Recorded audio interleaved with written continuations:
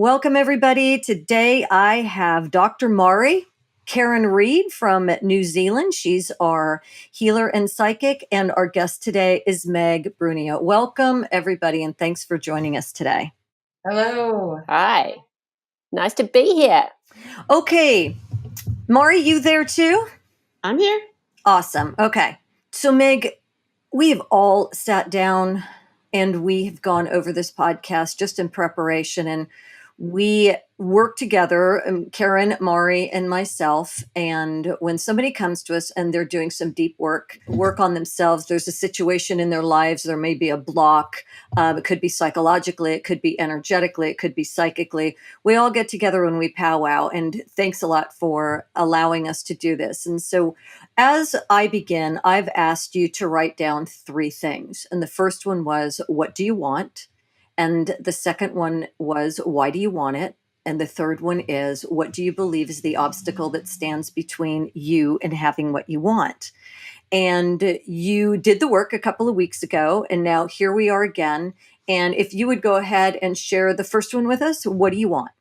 Well, so I want someone to love me. Okay, so for all of my weirdness. Okay. And I want an energetic equal. I want someone who is conscious and awake and aware of like this universe and why we're here, and it wants to change it, wants to be a part of it in a different way. I want to help people. I want someone who's loyal and strong and romantic, tall. Let me stop you for a second. Okay, so let's work through this a little bit. So you want somebody that's tall. That's fair. Is there a reason for that? I just like tall men. Okay, great. All right. I like to, they make me feel tiny, like a little, tiny little flower. Okay, got it. All right. You also said that you wanted somebody to, in other words, I'm hearing what you want is you want a partner to join in and complement the things that you want in your life, Yes, right? How you want to live your life and how you want to help the world. Is loyalty important to you? Yes. Okay. Is commitment important to you? Yes. Okay. At the top of your list, what I'd like to see is what is most important to you. The most important thing. What do you think that is? Like a connection of the mind, like someone who, like I do Reiki, I work with energy. I really have a different way of viewing the world and people. I'm a medium as well, and I read people energetically as well in a different way. So it's very interesting. I'm always getting, working with energy and getting read. And so I was very excited to meet you guys too, because you always are looking for different perspectives. You know what I mean? So I think that just having, I think I can still be vague on the wording of what I want, because I haven't sat down and done that, just based on what we talked before. So this is what I'm hoping to get help with. Okay, great. No, this is great. So what I ask people to write their list, I then go back and ask them to write down the 5 most important things. And then I ask them to write down, believe it or not, what are the 5 most important things in a relationship? So a partner and a relationship are 2 separate things. The reason I do this is we want to look at how the relationship and the partner either contradict each other or how they're going to complement each other. And then I would ask you what your 3 deal breakers are between you and somebody that you would date. Some people would say drug abuse, alcoholism, violence. Other people would say those are absolute non-starters, right? Yeah, and so, everybody has something different. And so the very first thing when we're talking about creation and manifestation is to begin to look at what are the things that we wrote down. And if we feel like they're all over the road, that's okay, because we're going to clean them up and we're going to get really clear, right? And so the most important thing that you said was that a mind connection. What about a heart connection? Yes, definitely, of course. All right. So I'm going to move on a little bit, and I think maybe we'll rev this up. I would like to know why you want it. Because I think a partner to share this life with, obviously to have experiences with, to learn from, to grow with. But why do you want it? But why? Why? What is important to you about having a relationship? Yeah. The love and the connection. Someone. Okay, stop right there. So I want you to take the love and the connection And that needs to be at the top of your list. Okay. Because that's why you want a partnership. Do you see how the person and the relationship work together? At least in my book, right? Right. Definitely. That's the most important. Okay, so I'm going to ask Karen and Mari too. Okay. So here's me. What's the most important thing? Faithfully committed. That's the first thing, right? Yeah. I need you to be faithfully committed. And so, Mari, what's the most important thing to you? The most important thing to me is that you totally get me. Like, that's the most important thing. So that they understand you, right? They Like totally inside understand and me. out. Inside Yep. and out. Okay, Karen, what's your most important thing? Someone sees me for me. Not a projected image of what they think I should be, but actually see me for the true me. Yeah, for me. So do you see the depth of each person? Now, for me, faithfully committed to me means you get me, right? But see, that's my interpretation, and we'd have to dig into that a little bit more, right? I think love Okay. is the same. You have to get me. Like that, you need to love all of my weird. You need to. Right. So that is what I want at the top of your list. Okay. You see? Okay. So what I want to know next is, what do you, and I already know what your answer is going to be, what do you think stands between you and having what you want? It's definitely me. Exactly. And that's the right answer. Most of the time people put, I have 5 kids and I got divorced and I hate my ex-husband. That's still you. Mm-hmm. See, that is still a part of you. And you're right. You are absolutely what stands in your way. And as we all are, and I'm not pointing a finger at you. Of course. So where I want to begin, and so this is where we're going to begin to unravel it, and you'll be able to see how I love to marry the mystical or the psychic and psychology. So we're going to take the unseen and the seen, and this is where we begin to really blend, and I think that we get something really powerful. So Meg, when I first spoke to you, you had shared with Maury and me, and then subsequently also Karen and me, that you were a very young mother. And I believe that you had your first child when you were about 16, correct? Yeah. All right. And that was something that you felt you had always carried with you. And we'll go into that a little bit more. I feel like some of the blocks that you have between having what you want are some of the beliefs that you still hold about yourself. And a lot of times we tell ourselves, oh, that's not true. That's not true. And then as we begin to work through it, we actually find that is true. Oh. And what we don't remember is, oh my God, I'm actually really afraid to be vulnerable again.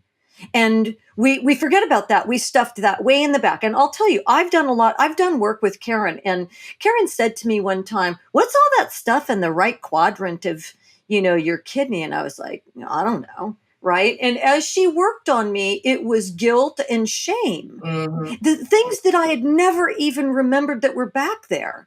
And as I saw them, I released them because they really never didn't mean anything to me anymore, but I had kept them back there. Right. So she's going to talk to you a little bit about, whatever it is. I'm going to say probably of things that you have stored in your body. And Maury's going to talk about the things that you have stored in your mind. Right. And we're really going to get back to what's going on in Meg's heart. Okay. And so I feel that that's some of it. And I know that you shared that you had a little bit of sexual abuse, and that's not something little. So forgive me for using that word. That's a big thing. And all of these experiences women have had. I mean, I don't know a woman that I've talked to that hasn't been in a situation sexually where there has been some sort of abuse, or you know what I'm saying, or in their minds. And that's really, that's a horrible thing, but it is what it is. And we'll talk about that another time. So these are the things that I feel are standing between, and that's what I pick up, you and having what you want. They're deeper beliefs. And so, okay, so Karen, I'm going to turn this one over to you. You go. Great. Okay, Meg, as you were talking, I'm very interested to know where the blocks in your energy field are. It's really clear your desire to want to help humanity. Mm-hmm. I really see this beautiful goddess image coming through, and your hands are held open, and there's this beautiful golden light coming through. So I can see your higher self is really ready to help people and become the amazing healer that you are. Oh, I do it every day. I'm just, first of all, just recognizing your longing here to become a healer, which is very strong. And I feel like this is your purpose and it's beautiful. So I just wanted to acknowledge your beauty of your longings and higher self here first. Thank you. You're welcome. So the blocks, let's talk about that, because in my body, I am starting to feel the blocks that are perhaps in your body. So I just wanted to run them past you. And it's interesting that Joss talked about some abuse, because I feel pain in my pelvis region and the front of the second chakra. And that is how we feel about ourselves. The psychological function of the second chakra is how we feel about ourselves, our emotions, and of course our sexuality, sensuality. So I'm feeling a very strong block there. I'm going back to age 6 or 7 here. So this is early childhood. Mm-hmm. The other block I feel is in the throat chakra. And I feel there's a real split here. There's like this longing to speak your truth, be who you are, be this amazing healer, but I feel blocked in the throat. And the third significant block that I wanted to run past you is actually in the third chakra, the mental center. And I feel like it's all twisted up in knots. I'm even getting some digestion pain here. And the information that I'm getting is that you overthink things. So how does this information land with you? I did have digestive issues, just like acid reflux a lot. I just attributed. And then I see definitely the sexual abuse or the age, and then the throat chakra. I think it's just I definitely, like, every day am teaching people exactly what we're talking about and doing what we're doing right now. And so I think maybe my throat is maybe involving my family, like my ability. There's like just familial stuff where you have to you just have to you just have to accept the people in the relationship for what it is, and you just don't, I guess, speak your entire truth. Maybe that's what that block is. But and then the mental thing, I meditate all the time. I'm a narcoleptic. I'm always in this crazy state between and connecting, but I don't think I overanalyze. Maybe I do overanalyze. Maybe this is the point of obviously talking about this to me. I have been consciously going back to any memory or experience that I can come up with and work through that. I don't hold on to any emotion to bring forward, because I know you have to. That's just all programming, It's set up this expectation. But sometimes we're still in that behavior pattern without even realizing it, even when we feel like we've done all this work, which I agree. I've picked up two things, and I want to see what Karen has to say about this too. The first thing I picked up is when she started talking about her throat chakra, she paused and she almost choked on what she was saying. And I know you were thinking at the same time because it caught you off guard, and that's fine, Meg. Mhm. And then the overanalyzation, I mean, specifically, Karen, when she came to us, we were talking about why she feels like she can't manifest the relationship that she wants, right? And she can't. I mean, she's got the power to do that. She has a tendency to bring guys to her that want to lock it down on date 3. Like, I'm in love with you, I want to marry you, because she has that tremendous loving energy that can be very healing. And that's something that you picked up.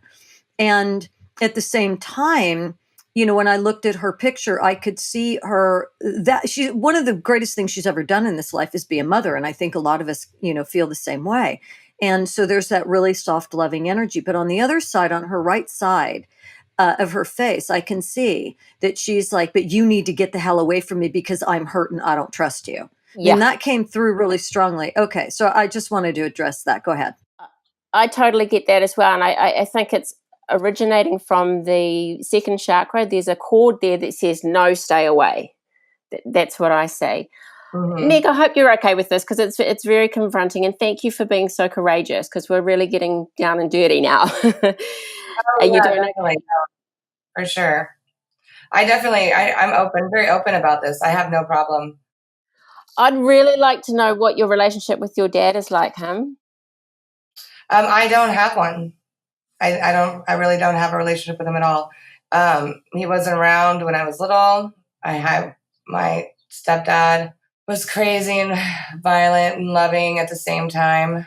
Never violent toward me, but not about anything. That's just what it was. Who is he violent toward, Meg? Oh, my mom for sure. But my Ooh, mom, okay. my mom was also it was a very unique, it was a very traumatic, it was just emotionally, you don't know, you look back and you're like, I don't even know how I got through it half as well as I did, with things like that. But who doesn't, I mean, definitely. And we all have had from varying degrees of experience. Meg, I need you to let go. Okay. Like seriously, like just let's let go, because what I'm hearing is lots of defensiveness, right? Okay. Defensive not as in coming, swinging. It's more qualifying. Like I have to qualify that I know what I'm doing. I have to qualify that I'm good. I have to qualify that I've made it. And we know those things already, or you wouldn't be on this podcast. You've already done those things, but don't qualify them. Just hear, just sit and hear. Okay. Interesting. Right. Yeah. I'm definitely not aware that I'm doing that. So I appreciate you pointing it out. Absolutely. That's why I was like, let me jump in. I was going to jump in earlier, but I think this was a good time to jump in and just say, just let go. It's okay. You don't have to defend yourself. You don't have to defend the little person that went through all of this crap. You know, um, she's good. The crap was bad. So you don't have to qualify and tell us that that you're a healer and all those things. Those are all coming through. And I think that's what Karen was saying when she first started was those things are coming through for her. She Right. sees that. She Yeah. sees the goddess in you. So just let that be the truth and then hear where we're going. Definitely. Got it. I'm sorry for jumping in, Jocelyn. No, I'm glad you did. I want to hear what Karen has to say about the father. Right away when you said, I don't have a relationship with my father, a light bulb went on and I went, bingo. And then your stepfather was loving and violent, and that may have been exciting for you. And so what I hear is, hey, you guys, you know what? I kind of went through a war zone, but look at me, I'm pretty awesome. And you are, right? I think it's amazing that you have such a positive attitude about it and you're constantly working on it. So Karen, what else do you have to include here? Look, I know Meg knows a lot about energy and consciousness, and as we're children, we grow energetic connections with our parents. We have relational cords, and if we have like your father, if there's not the love and nurturing that a child requires, then those energy cords become distorted. So that's your template for relationship with males. So I would suggest that the block started really early on and you don't actually have the energetic template to be able to create a loving relationship. So that's where the healing might need to occur here. Right. I'd go a little further and say it is about age 6 or 7 that I pick up. Correct me if you think it's a different age, but there seems to be a split in your field where your emotions have shut down from what I can see. So that you've frozen your emotions and your mental level has grown up and become like amazing and can mentally comprehend many different types of ideas. But the emotion of the child is still really locked. And I'm getting the sense that that she feels unlovable. It's interesting, Karen, that you say that because she said she needed a mental connection with the guy, and I asked about the heart. Yeah. Isn't that interesting? So there's something there. There's a little bit of a light bulb there, Meg, too. And so I think that what Karen's probably going to talk more about is the heart, right? Because you're really bright. You get it, right? You can articulate yourself. You can explain why things are happening, what's happening. But when we begin to talk about the heart connection, like what's the most important thing to you? And I think that's what we got at when we went to the second question, which was why you want it. You want to connect. You want to love. Right. Right? That's what you want, because what are you filled with? What's the one thing that you said everybody feels from you? Love. And that's right. You are this huge love bomb, right? And you are. You have this nice energy. You're really soft. But then when we talk about Meg being love, it's like, hey, wait a second. And I can feel it and I can hear it in your energy field, right? And so let's let Karen keep going and then let's see what Dr. Mari has to say. So, Meg, if it's okay, I know you've done a lot of work on yourself. I'm just wondering if you've attended to the energy cords between you and your father. I mean, I believe so. Obviously, I'm having some residual issues, maybe, but yeah, I think I'm constantly really tried to address that. I recognize it for what it is. I chose not to have a relationship when I did finally. I reached out and I wanted to, but it wasn't. It just wasn't there. And then I think for my second stepdad, we had a very close relationship. But again, it was another kind of weird, crazy experience. And it was someone I thought would always love me. Like, that was my dad. That's who I consider my dad. But then he like lost his freaking mind and acted in a way like I never like would have expected. And it was over, right? Like, I just completely cut it off. Wow. Are you comfortable talking about that experience? It does make me he's in my light. Like, I love him. I know that he was just in a dark place and he was really crazy. But I think at that point it was like, just the ability to, like, how could someone love someone so deeply and then just like not? And I think that's in very intimate relationships up into my adulthood has happened. This is definitely something that I think everybody experiences in their life sometime. Dr. Murray, do you want to jump in on this? Meg, I want to give you a moment just to kind of sit with that. That's hard stuff to acknowledge and recognize, and especially on a podcast where I can't see you. I want you to be able to have a moment to just be with that thought, be with those thoughts, be with the pain that you feel. In this sweet, vulnerable place, Meg, we're all here to support you in this Yeah, healing. thank you. I feel that. Definitely. Thank you. I'm good. I'm good. I think that's where I was going, or that's where I was coming from when I said stop and just let go. I think you hold on very tight to being knowledgeable, to understanding all of these things, which is a real cognitive activity. But what it's not is it doesn't connect you to your feelings. And what just happened is you connected to the feelings after you're cognitively talking through. Oh yeah, it's hard. Like, these are things, Right? yeah, said before. It's never Right. easy. And you never expect, what I mean? Like, it just, well, Right. But it doesn't make you any less knowledgeable. of course, definitely, yes. In my line of work, lots of people, lots and lots and lots, like almost the majority of therapists go into therapy for their own healing. They just don't know it. Yeah, definitely. Right? We go in to fix other people because we see their pain, but we don't see our own. Oh, definitely, yeah. That is true. Right. So when I supervise interns, I don't supervise them unless they're in therapy. And you're like, well, I don't need therapy. I'm fine. I'm like, the minute you say that, you're not fine. You're hiding something. You're holding on to something. You're not going to acknowledge something. You've subconsciously suppressed it, whatever that is. Because, everybody has stuff. And that's just the reality. Nobody escapes childhood without scars. Definitely. But what we will do is we'll hide our scars, or we won't understand our scars are not really healed, or whatever that is. And so the way I see you right now is like a wounded healer. You have your own wounds, but yet you have this power to heal other people. The problem is that if you're shot and you bleed out, what good are you in the operating room when you're trying to stitch someone else up? If you can only do it for so long before you fall apart. Of course, definitely.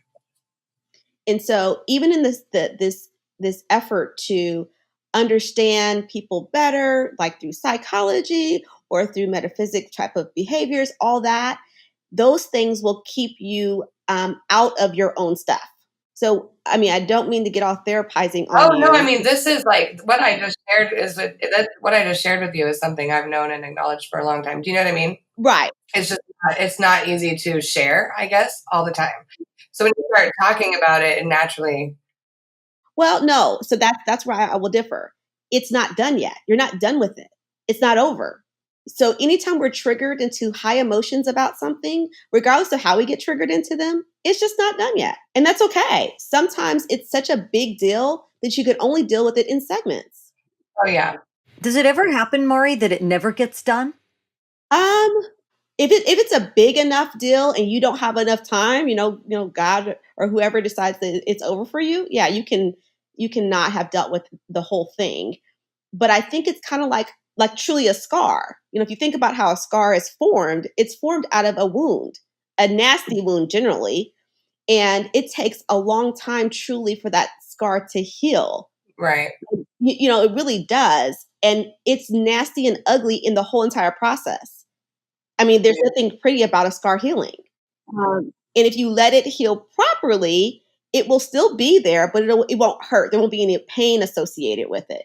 So I think, Jocelyn, people do get to a place where it doesn't hurt anymore, but they can still acknowledge that it's there. That's when I say that you're quote unquote, if it's a possibility to be done with something, that's when you're done with it. So I'll use myself as an example. I buried a child 21 years ago. And the first 18 months, I was totally bat crazy. Like, I was crazy. I don't know how I survived it. I can't tell you what happened for 18 months of my life. It was very dark, like literally black. I can't tell you how I survived. 5 years later, anniversaries, birthdays, all that stuff, I would cry. I'd be very upset, right? 21 years later, I can celebrate her. I can talk about her. There is no pain associated with it. Even when I'm nostalgic, I still don't feel any pain around it. So am I done with it? I think so. Right. I think I'm done with the pain of the loss of her. I'm not done with her, just the pain of the loss of her. But I don't know that. I may get triggered. And if I get triggered, then I have to say, I'm not done. I thought I was, but I'm not. Let me go and figure out why I'm not done yet. It's not good or bad. Yeah. It's just it is. Definitely. That's a very Really powerful powerful. example. And I think that we all have examples like that too, that we've experienced in our lives. I mean, and like Mari I can relate to what Mari says. All of a sudden you'll be out with your friends and you'll tell them the same story and you'll start to cry. Mm-hmm. Right. And you have to sit back and look at the trigger. Right. Yeah. I don't think our wounds never go away, but what happens is that once we've processed them and felt them, they become less painful. So it's not hard pain anymore, like crying on the bathroom floor, bawling your eyes out. It becomes, oh yeah, I can just feel that wound there and I have compassion for myself, but I'm not going to fall into the bathroom floor situation. Right. Hey, Meg, something massive has happened here in your energy field. You have, through that beautiful show of vulnerability and feeling that you just had, your second chakra has unblocked, and there's an untangling of a cord from the heart chakra from your father. I hope this is okay to say. Oh, yes, I felt it. Yeah, it's reconnected to heart. It was going heart to second chakra, which is incorrect. So you have just unblocked quite a huge cord entanglement with your father there. So this should free you up to be more open in your heart chakra to other men. And I want to say that I think you've been very busy defending this vulnerable, painful part of yourself because, nobody wants to feel pain and hurt, right? So I think you've been defending that. And now that we can see this beautiful vulnerability come up, I can really feel you a lot more. Oh, yes. Thank you. That was amazing. Well done. Very well done. So let me ask you again, right? What do you want? Tell me this is the interesting thing about doing a process like this, because we think that we know what we want. And then we go through this process. And so I come back to you and I'm going to ask you, what do you want? Right. I want love and connection. I want someone to see me for me and love me always, no matter what. And it came out and it flowed out of your mouth. Your throat chakra's unblocked, right? There you go. Now, can you tell us why you want it? And you don't have to. You can say, nope, not today. But do you think you can? I don't have the words right now. I don't know how to express that part of that question, I guess. Good, because I think that you can feel it in your heart and you don't have to tell anybody anything. I think the most powerful things are wordless. It's like when you have an awakening. Yeah. There's no words to describe it. So that's okay. Yeah. And I think now that you have gone through this with everybody, you also know that there was an energy that we call you based on thoughts and beliefs and patterns that you stored, Mhm. those were the actual things standing in your way. Yes. They're old beliefs, old memories, right? That we continue to think about over and over again or hide. Just like the analogy that I gave when Karen worked on me and it was shoved in my back. I mean, those things were so old, I couldn't even believe it. Right. Right. So, what was really standing in my way? My old beliefs, Yeah. the old experiences that I had attached memory to and words to and ideas to and judgments to, right? And they fell away. And that's the beauty of working, with people that can actually help you move your energy, help you think, Oh my God. right? Help you understand the unseen world. Yeah. This is amazing. I love all you guys so much already. I already did. We love you We too. love you too. Yeah, it was good. Mari, do you have anything to say? You want to? Yeah. One thing that I want you to do in the 3D, right? So in the you can touch it, feel it type of space is like Jocelyn said, what do you want? And the answer was, I can't express that, right? Or Right. I don't know. So, most of the time I tell people I don't know is not an answer. Like because they actually do know, they just don't want to tell me, right? But I think in this case, it is I don't know. And that's okay because you are so knowing. Like you search for information, you search for understanding. I think you need to sit in the I don't know. Right. Nice. I don't know what I want. I don't know why I want it. I just feel, right? I feel Yes. I feel I So want insightful. right. And so even in the, this exercise of what's the guy look like, I don't think you Yeah. know that yet. I know what you know what you're supposed to Right. want, right? You know what fairy tales tell you. You know what you don't want because you've Mhm. seen that. But that doesn't equate to now I know what I do want. Right. Right. Definitely going So I to sit in want you to this. sit in the space of feeling. So like you say, I want love and the connection. Okay, that's fine. If that's where we think we're supposed to say, or that's what you Right. think you want, but what does that really look like? So write a story, like write the narrative that goes with those two words. What is love? What is connection? Feel it. Like, how would you know that it existed without anyone ever Yes. telling you anything? Because it exists right in your own heart. Mhm. So I'll tell you what I see, and and Karen. By the way, Karen Reed is very psychic too. She is a Yeah. psychic, and I want to get Karen's take on this. But this is before we even had the podcast. There was a man that popped up in my mind's eye for you, Okay. and he is around you Mhm. a lot, and I can describe him to you. I do think that his eyes are hazel or green. I do think that he has a full head of hair. I do think that he's at one time was brown haired and he's got gray in it. I do think that I do see him slender, and sorry honey, I don't know how tall he is because it doesn't show me, Okay. but I do know that he is a very soft, compassionate man, and he's very understanding. He looks very salt of the earth. Sounds Yet I think he's done well in his life. Like I see him in a pair of just jeans and a shirt that is a plaid shirt, right? Maybe the color red. So I'm seeing something more like that. And I feel like he's very kind and soft and compassionate with you, and he listens to you, and he's actually a very good looking man, and that he is in your energy field. And just so if nobody understands what I'm talking about psychically in the energy field, first of all, I'll tell you, all a psychic does is read your energy. That's it. You can change your reality at any time if you can do some of the work that we have done here today. You don't even have to. Sometimes, you'll just magically change it. However that happens, that can happen too.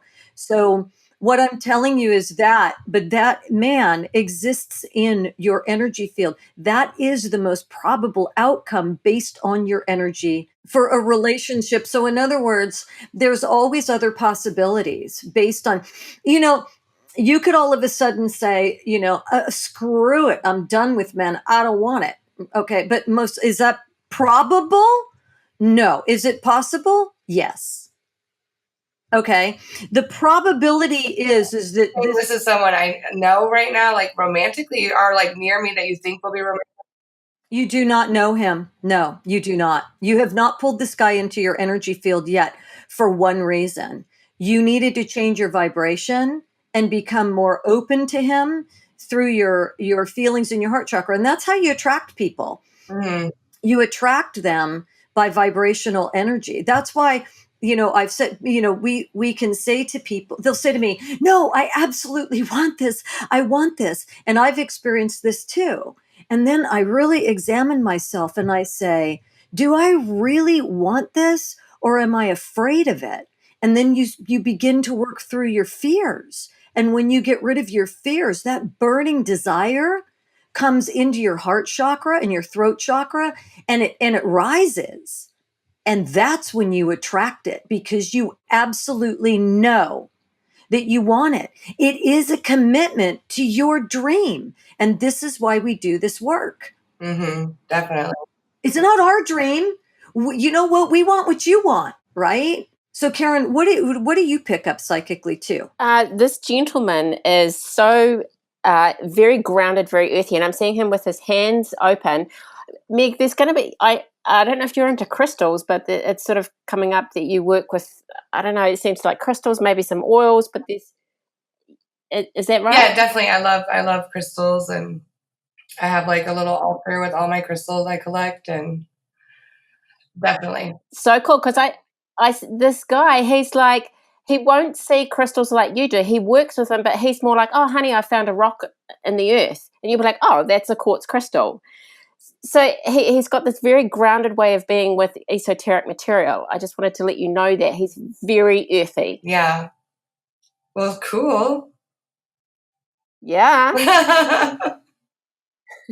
Exciting. It actually is really cool. Yeah. Mari, do you have anything to say about that? No, I think you guys have covered it all. This has been pretty amazing experience even for me. Oh, that's awesome.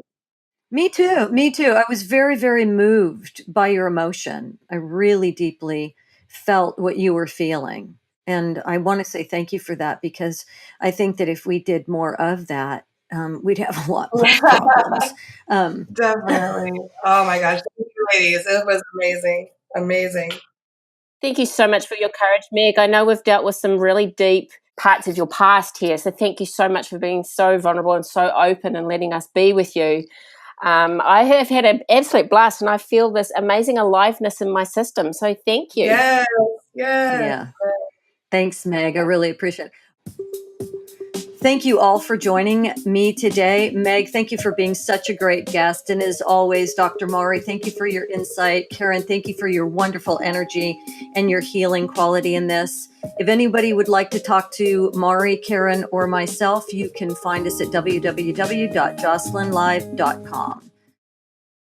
All participants of the Jocelyn Live podcast have been thoroughly vetted and agree to discuss personal information on this podcast. Each participant is offered a referral to therapy if needed. No information given should be considered medical or mental treatment or advice. Thank you all for joining us. If you're interested in joining our podcast or you would like to participate in a podcast, please email info@jocelynlive.com.